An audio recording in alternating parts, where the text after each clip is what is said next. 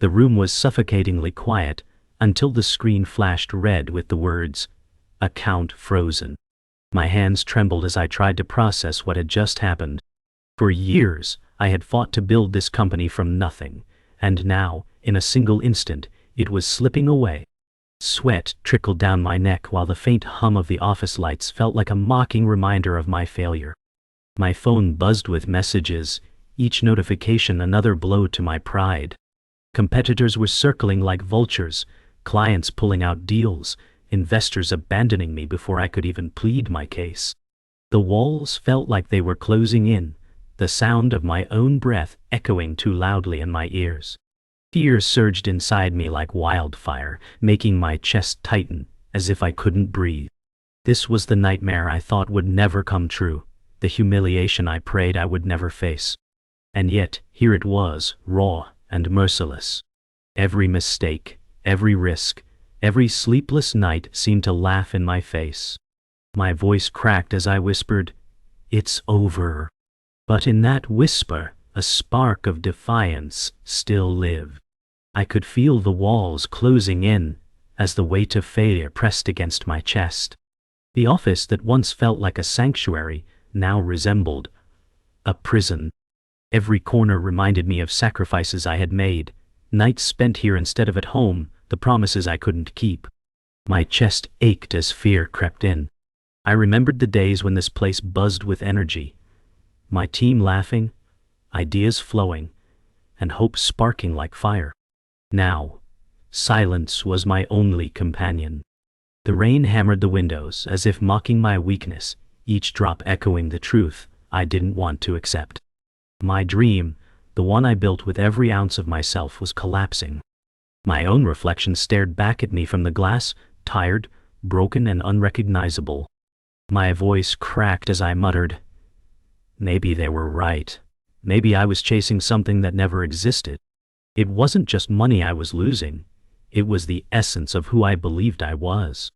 The phone kept buzzing, but I couldn't answer. I already knew what they would say. Questions without answers, blame without mercy. Clients demanding refunds, investors pulling out, journalists crafting headlines. I didn't have the strength to face it. My hands shook as I gripped the edge of the desk. Everything I had fought for was unraveling faster than I could hold it together. It wasn't just a company. It was my story, my blood, my soul. And watching it collapse felt like watching my very identity shatter into fragments. My chest tightened as the whispers of doubt became deafening. "You were never good enough," the voice in my head taunted. I slammed the desk, rage mixing with despair, and the sound echoed through the empty office like a cruel reminder that I was truly alone. The betrayal cut deeper than the loss itself. I replayed the meeting in my mind, the handshake that sealed the deal, the promises whispered with false smiles. The partner I trusted had walked away, selling me out to my rival. My heart twisted in fury and sorrow, the betrayal of someone who had stood by me since the beginning. I could almost hear his voice in my head, confident and charming, as he justified the choice. But no excuse could erase the sting of betrayal. My reflection in the glass wasn't just tired. It was scarred by the realization that trust had been a mistake. My voice trembled as I whispered, "I let him in, and he destroyed me." Rage bubbled within me, but beneath it, an ache I couldn't silence. The silence after the storm was unbearable. The rain outside slowed to a drizzle, leaving streaks of water crawling down the glass like tears. I sank into my chair, staring blankly at the darkened screen. The glow was gone, just like the hope I had clung to. My chest rose and fell heavily, my thoughts an endless spiral of regret. I thought of my team, of the faces that once looked at me with belief and admiration. How could I face them now? How could I tell them it was all gone? My voice faltered as I muttered, "They'll hate me for this." But deep inside, I knew they wouldn't hate me. They would pity me. And that pity was worse than any hatred. Morning crept in, but the light brought no comfort. I sat with my head bowed, replaying every failure in my mind like a broken reel. My body felt heavy, my chest tight with shame. The sound of footsteps approached, soft but steady, a reminder that I was not entirely alone in this sinking ship. A voice asked how I was holding up, but I couldn't respond.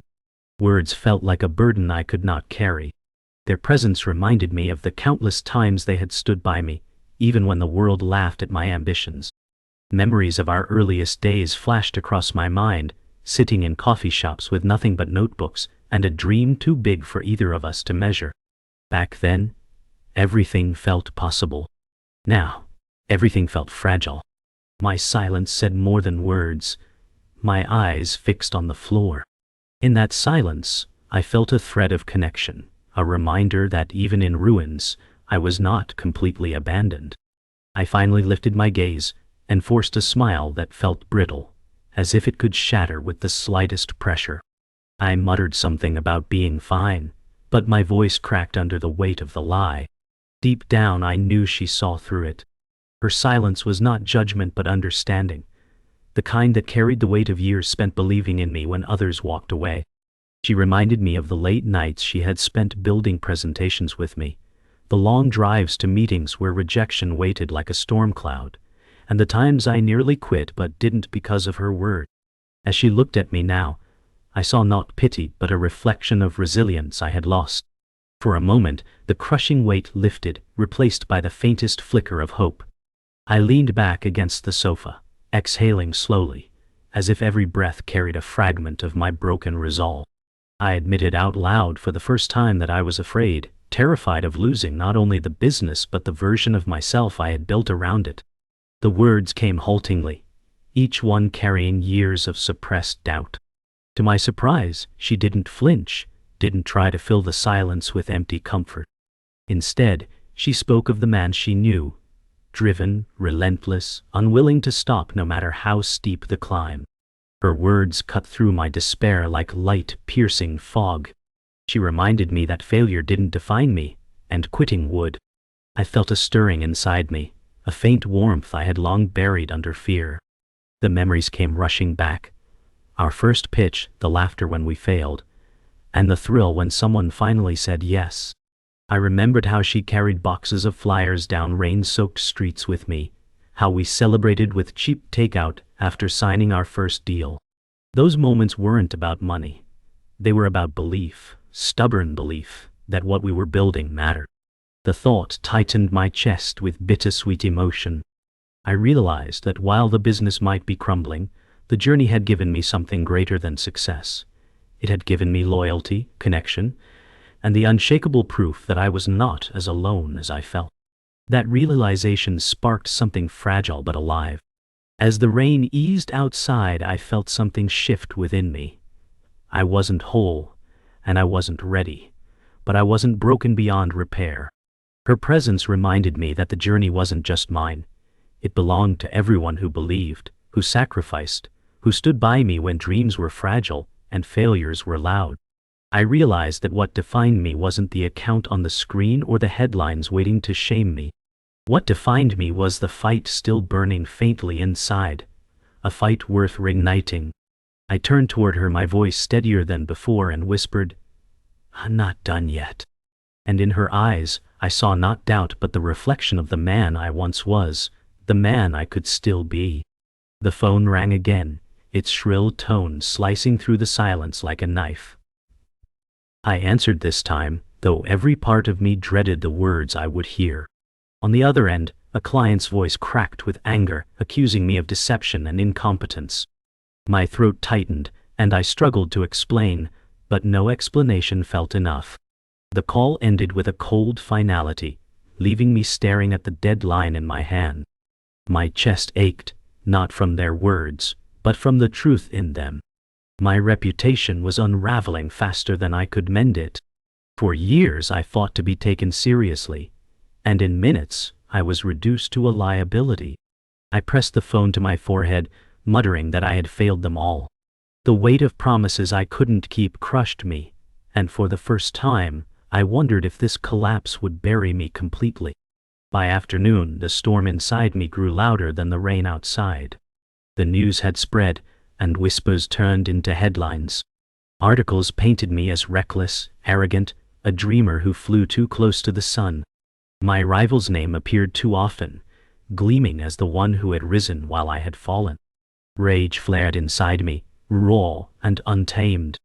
I slammed a laptop shut, the sound echoing through the room like thunder.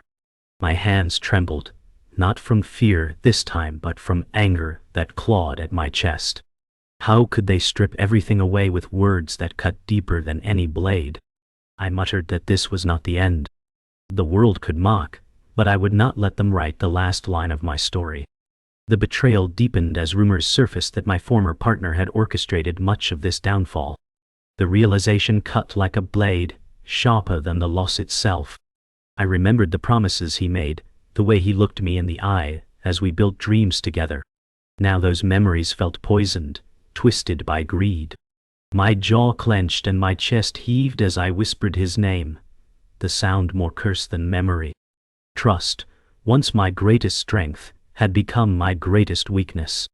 The betrayal wasn't just financial. It was personal. I felt rage claw at me, but beneath it, sorrow lingered, heavy and suffocating. Evening came, and with it, a flood of doubts I couldn't silence. My phone buzzed with messages I couldn't answer, each one a reminder of bridges burning behind me. I sat in the corner of my office, knees bent, hands covering my face. My chest heaved with shallow breaths, as if the weight of my failures pressed against my lungs. I remembered every rejection, every laugh in boardrooms, every sneer that said I wasn't enough. And now, it seemed those voices were right. My reflection on the dark screen stared back at me, hollow and broken. The voice in my head whispered again, this time louder, that I had never been capable. My eyes burned, but no tears came. Only silence, heavy and crushing. When night fell, I found myself staring out at the city lights, a battlefield that once felt full of promise, and now mocked me with its indifference. I whispered into the silence that maybe the world was right about me, that maybe I was too naive to ever belong here. Yet even as the words left my lips, a fire stirred faintly in my chest. It wasn't defiance yet, but it was something, an ember refusing to die. I gripped the window frame tightly, nails digging into the wood, as if holding on to the city itself could keep me from slipping away entirely. I wasn't ready to quit, not yet. Not while breath still filled my lungs. The email arrived at midnight, its subject line simple but heavy, confidential. My hands trembled as I clicked it open, and the words burned into me like fire. Documents leaked, contracts signed in secret, all leading back to someone I once trusted. My stomach churned as I realized the scope of betrayal. It wasn't chance, it wasn't bad luck. It was sabotage, deliberate and calculated. I gripped the edge of the desk as the room spun, my heart pounding like war drums. The betrayal wasn't from an enemy I expected, it was from within, by someone I had once called my partner, my friend. The weight of it crushed me, but rage burned hotter than sorrow. My voice broke the silence as I whispered, "He planned this all along."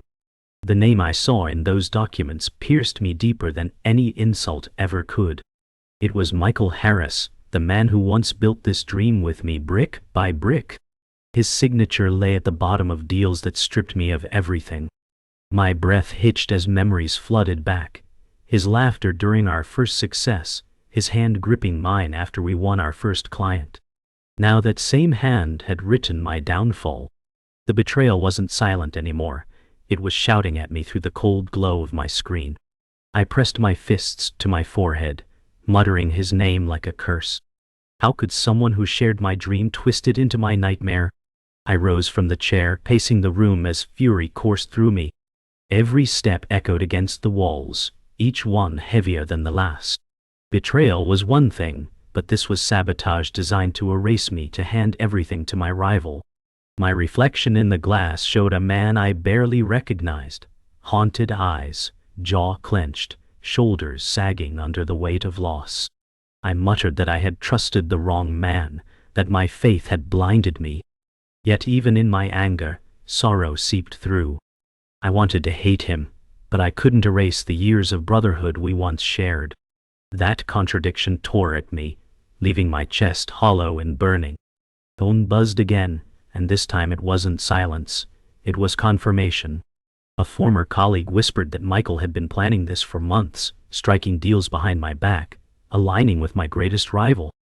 My legs gave way as I sank into the chair, the betrayal sealing itself as undeniable truth. My chest tightened, my vision blurred, and I muttered through clenched teeth that I should have seen this coming. The signs were there, hidden beneath charm and promises. Yet I chose trust. Now that trust had gutted me, leaving nothing but shards of hope scattered on the floor. As midnight deepened, I sat in silence, staring at the city lights that blurred through the rain. Betrayal had stripped me of my company, my trust, and my sense of self. But in the wreckage, something darker awoke, a resolve fueled not by hope but by defiance. I whispered to the night that this was not my ending, not yet. They could wound me, but they would not erase me. The anger inside me wasn't a fire burning out, it was a storm gathering strength. I gripped the window frame and swore that I would rise again, even if it meant facing my former friend as my enemy. The following morning, exhaustion clung to me like a second skin. My office was still heavy with the scent of rain, papers scattered like fallen leaves. I stared at my phone, expecting more rejection, more silence.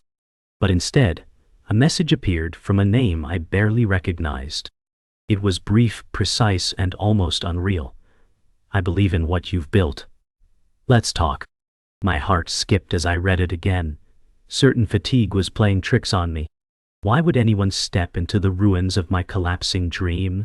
And yet, there it was, an invitation, a lifeline dangling in the storm. For the first time in days, hope flickered against the despair. The message replayed in my mind as I prepared to meet the sender. Fear wrestled with anticipation, leaving my stomach in knots. I told myself this could be another trap, another cruel trick of timing. Still, I couldn't ignore the possibility that someone truly believed in me.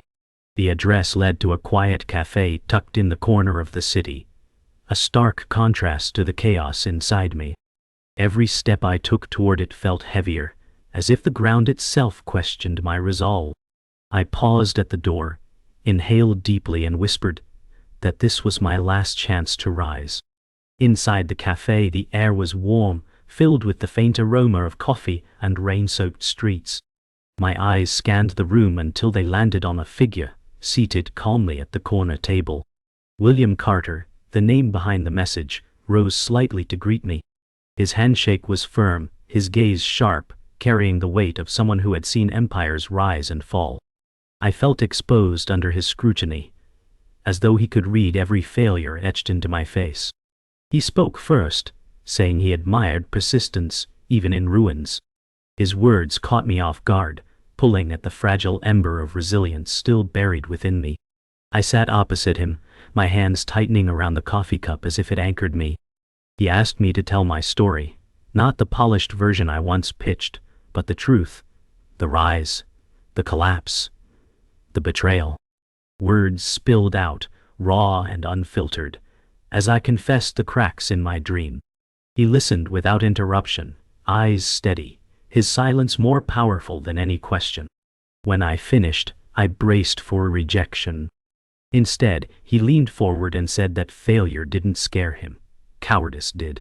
His words struck deeper than I expected, stirring a strength I thought was gone. The conversation ended with words I never expected to hear. William said he would back me, but not for the company I lost, for the vision I still carried. His voice was steady, his eyes unwavering, as he reminded me that belief wasn't about perfection, but persistence.